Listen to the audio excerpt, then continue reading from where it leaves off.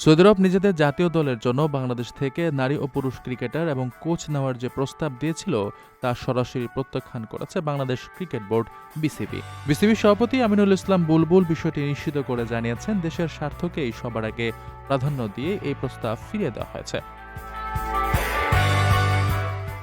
মূলত ভিশন 2030-এর অংশ হিসেবে ফুটবলের পাশাপাশি ক্রিকেটেও বিশ্বমঞ্চে দ্রুত জায়গা করে নিতে চায় সৌদি আরব।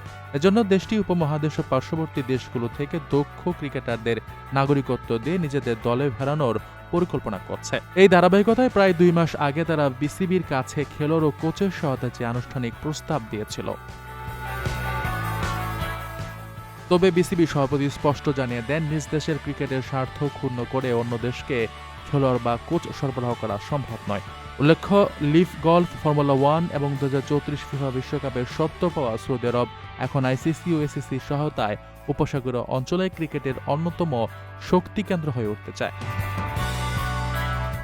আপনার স্বপ্নগুলো আকাশ ছুবে প্রবাসীর হেলিকপ্টারের মাধ্যমে। বিয়ে, জন্মদিন অথবা যে কোনো বিশেষ প্রয়োজনে হেলিকপ্টার ভাড়া করতে যোগাযোগ করুন স্ক্রিনে দেয়া নাম্বারে। প্রবাসীর হেলিকপ্টার, নিরাপদ ও সাশ্রয়ী বাহনের বিশ্বস্ত নাম।